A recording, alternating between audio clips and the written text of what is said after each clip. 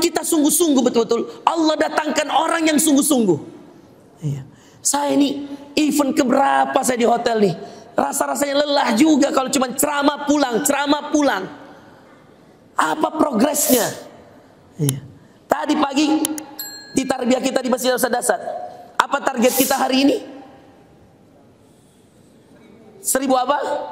1000 istighfar. Kemarin kami 1000 solawat. Ngitung, semua ngitung, laporan. Saya udah sekian. Di sore hari kita, pagi hari kita sepakat habis sholat subuh 1000 solawat. Hari Jumat kemarin. Iya. Kita bilang 1000 solawat. Deal Bang Okta, deal. Oke, semua deal. Oke, kita mulai. Di akhir Jumat saya tanya, sudah 1000? Sudah. Sudah 1000? Sudah. Sudah 1000? Sudah. Saya sudah 1000? Sudah. Ya Allah, satu hadis kita amalkan. Kata Nabi, man shalla alayya salatan sallallahu alaihi asyra. Siapa yang solawat padaku 1 kali, Allah solawat kepadanya 10 kali. Jadi kalau kita 1000 kali, Allah solawat pada kita 10.000 kali. Enggak, 10.000 kali. Bayangkan itu. Hari ini kita istighfar. Saya bukakan hadis tadi. Inni la astaghfirullah fi kulli yaumin mi'ata marrah. Kata Nabi, saya beristighfar sama Allah sehari 100 kali. Maka saya bilang sama teman-teman, kita buka surah Nuh.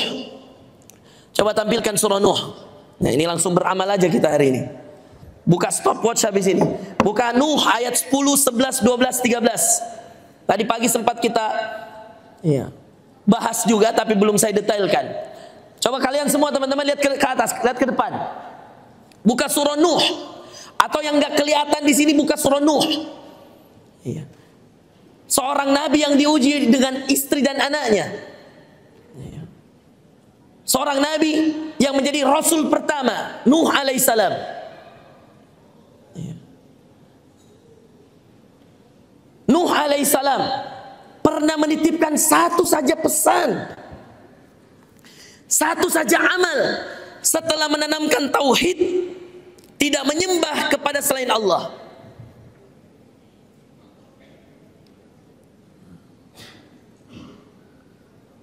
Maka setelah menanamkan bahwa wahai kaumku, sembahlah Allah Tuhan kalian, maka pesan amal yang kedua yang ditanamkan Nabi Nuh cuma amalan ini. Mana nak? Kolama. Buka di handphone aja teman-teman. Kita mau langsung praktek, coba. Sudah? Ayat 10. Apa awal kalimatnya? Fakultu. Sudah ada fakultu? Oke. Ikut saya. A'udzu billahi minasyaitonir rajim. 1 2 3. Ayo belajar, yo, yang mau belajar benar. Bismillahirrahmanirrahim. Pelan-pelan. Faqultu astaghfiru rabbakum. Lihat di situ, innahu kana ghaffara.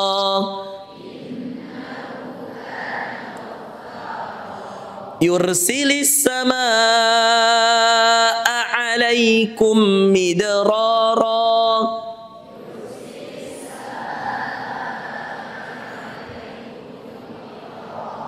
Ini sama panjang karena dia ketemu Hamzah dalam satu kata. Namanya mat wajib muttasil. Nah, nanti kapan belajarnya? Hubungi WA yang tadi. Diajarin detail. Biar hidup tuh naik bertambah usianya, berkurang pada dasarnya umurnya, tapi bertambah pemahaman agamanya. Itu yang kita ingin menjadi perjuangan menuju surga. Bukan hanya datang event setiap bulan, pulang nggak ada event, bingung. Jangan, kalau betul-betul mau berprogres perjalanannya, perjuangannya menuju surga, tiap minggu kajian, tiap minggu tarbiyah. Oke, ulang. Faqultu astaghfiru rabbakum. 1 2 3. Innahu kana ghaffara. Yursilis samaa'a 'alaikum midrara.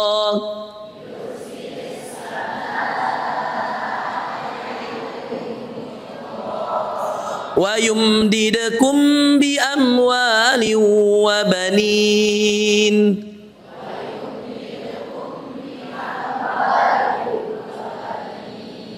wa yaj'al lakum jannatin wa yaj'al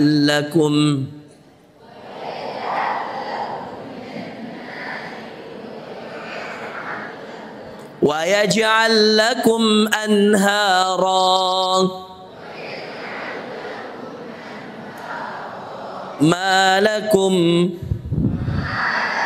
la tarjuna lillahi waqara.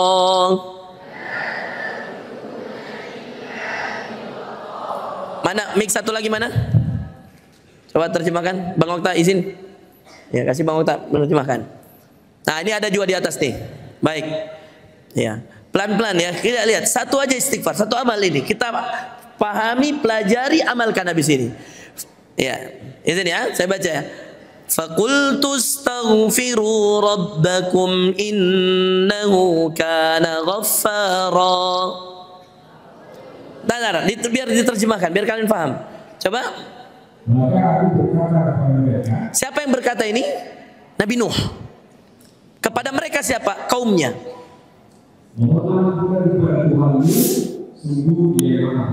Dia Maha Pengampun. Berarti orang yang istighfar diampuni. Lanjut ayat kedua, ayat ke-11. Yursilis samaa'a 'alaikum midrara.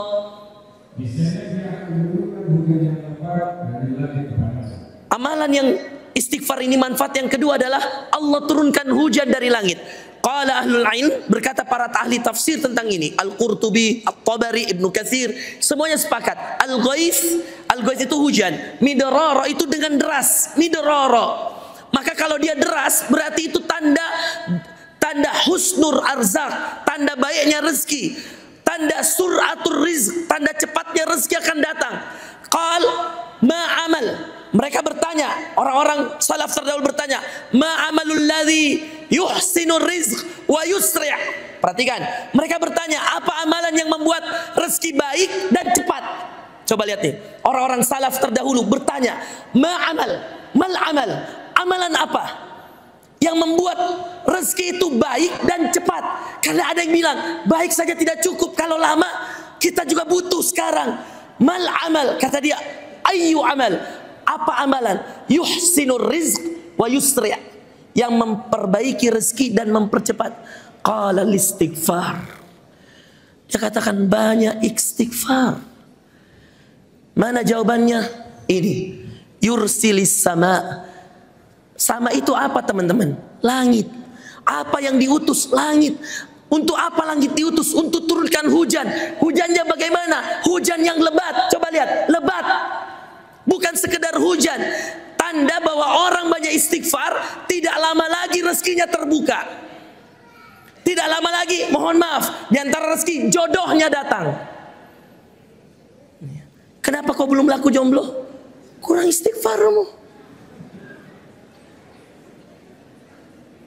Lihat lagi ayat 12. Jadi satu, diampuni dosa, istighfar. Dua, dibuka pintu langit, diturunkan hujan lebat, tanda rezekinya baik, rezekinya cepat. Tiga, wa yumdidukum. Ini boleh kita baca sama-sama. Ini masya Allah penting banget. Ikut saya. Nanti diterjemah Bang Ustaz setelah kita baca. Wa yumdidukum bi amwal. 1, 2, 3. Wa banin. Wa yaj'al lakum jannat. Masya Allah. Lihat lagi. Wa yaj'al lakum anhara. Putar ayat 13-nya, ayat 13-nya, karena ini lanjutannya. Tapi sayang setelah ditawari ayat 12, kata Allah, malakum la tarjuna lillahi waqara.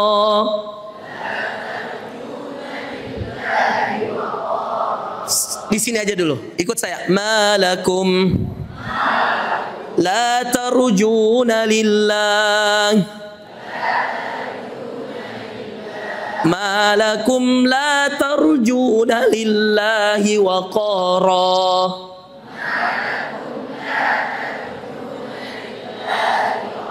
Coba Bang Okta, ayat 12-nya diterjemah.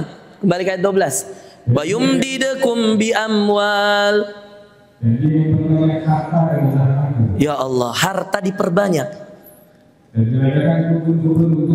Dijadikan kebun-kebun untukmu, anak diperbanyak. Jadi harta diperbanyak, anak diperbanyak. Kemudian apa lagi? Diberikan kebun-kebun. Kebun-kebunnya di mana? Di surga. Sungai-sungai di surga. Bahasa sederhananya, istighfar itu satu, mengampuni dosa tadi. Dua, melancarkan rezeki, membuka pintu langit. Tiga, memperbanyak. Jadi kalau tadi yang pertama membuka pintu rezeki, yang kedua tadi, maka yang ketiga memperbanyak rezeki. Yang kaya makin kaya. Istighfar. Terus apa kata Allah? Wabanin. Dan yang belum punya anak bisa punya anak. Dan Ustadz, bagaimana saya mau punya anak belum ketemu jodohnya? Berarti jodohnya dulu dikasih. Oke?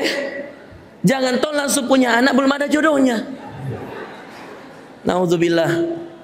Ya? Wa yumdidukum bi amwali wa banina wa yaj'al lakum jannat wa yaj'al lakum anhara. Tapi sayang, dengan semua 5 ini tadi, diampuni dosa. 1. Coba catat. Keutamaan istighfar. 1, diampuni dosa. 2, membuka pintu langit untuk mendapatkan rezeki yang berlimpah. Terbukanya pintu langit untuk mendapatkan rezeki berlimpah. 2. 3, diperbanyak hartanya dan diberkahi. 3, diperbanyak harta dan diberkahi. Sudah?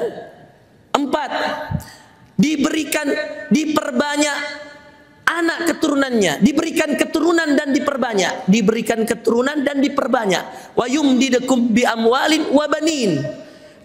Diberikan keturunan dan diperbanyak. Dalam kurung, jika yang beristighfar masih single atau masih belum menikah, maka diberikan dia jodoh dulu baru dikasih dia keturunan. Itu fadilah istighfar. Sudah berapa? 4. Yang kelima, dibalas baginya surga berupa kebun-kebun dan sungai-sungai. Jannatin wa anhar. Dibalas baginya surga berupa kebun-kebun dan sungai-sungai. Tapi lihat ayat ke-13-nya. Sindiran Allah selalu nyata dalam Quran itu. Masya Allah. Ma lakum la tarjuna lillahi waqara. Seakan-akan Allah bilang, kamu itu semua banyak dosa, mau masuk surga. Tapi kalian, ma lakum la tarjuna lillah. Mengapa kamu tidak pernah ingat kebesaran Allah? Ya. Coba ini. Saya jujur teman-teman, sudah nyatat? Coba lihat sini ke depan. Yang mau masuk surga angkat tangan. Ya. Baik. Tapi sekarang saya tanya yang kedua, masuk surga dan maunya di surga Firdaus yang ketemu sama Nabi. Dua tangan. Oke, turun. Sekarang jujur lagi, siapa yang banyak dosanya angkat tangan? Kalau banyak sekali, ini yang dibilang tidak tahu diri. Tuh ya Ren, gimana Ustaz Randy, ya kan? Bang Onim kan? Semua pengen Firdaus. Tapi tenang, habis ini saya berikan satu hadis yang membuat kita semua tersenyum. Tapi sebelum itu kita lihat dulu ayat ini. Malakum 1, 2, 3. Malakum la tarjuna lillahi waqara. Lihat bawahnya. Wa qad khalaqakum atwara. Kenapa di situ berganti, di sini tidak? Zul. Siapa di sini? Masya Allah. Ya, satu di sana, satu di sini. Coba lihat. Padahal, coba lihat. Sungguh, kenapa kamu tidak takut dengan kebesaran Allah? Padahal, sungguh Dia telah mencipta kamu dalam beberapa tahapan penciptaan. Ya, dari perut ibu, dari rahimnya, ditiupkan ruhnya, dan seterusnya. Sekarang lihat teman-teman. Apa sindiran Allah setelah kasih 5 manfaat istighfar? Lalu Allah bilang, malakum la tarjuna lillahi waqara. Kembali ke ayat, malakum la tarjuna lillahi waqara. Kembali ke ayat situ. Lihat, mengapa kamu tidak takut kebesaran Allah? Kenapa disindir dengan kalimat malakum? Kalau kalian orang yang seperti saya mungkin yang ngerti bahasa kaidah Arab, maka itu sindiran. Malak. Itu. Orang-orang Arab tuh kalau marah, akhi malak. Malak tuh, kamu ngapain? Kenapa kamu? Itu. Ini bahasa sindiran yang paling halus dalam Al-Quran. Makanya orang di Sudan itu karena bahasanya sangat fasih, dekat sekali dengan fusahnya bahasa Arab. Kalau dia marah, dia bilang malak ya akhi. Subhanallah, itu diambil dari kaidah bahasa Al-Quran di surah Nuh. Malakum, malakum. Kalau Allah sudah bilang malakum, ada apa dengan kamu? Sebab ibarat orang mohon maaf sekali. Kalau orang Makassar bilang, kenapa kamu patotoinya? Gitu. Itu kira-kira. Karena saya sudah kasih jalan, kau tidak amalkan. Malak, ada apa dengan kamu? Allah tuh kalau sudah pakai malakum, malakum, itu kalau sudah pakai malakum, mengapa kamu? Mengapa kamu? Malakum la tarjuna lillahi waqara. Kenapa kamu tidak takut kebesaran Allah? Apa sindiran di sini teman-teman? Kamu tahu banyaknya manfaat istighfar, lalu kamu tidak mau beristighfar.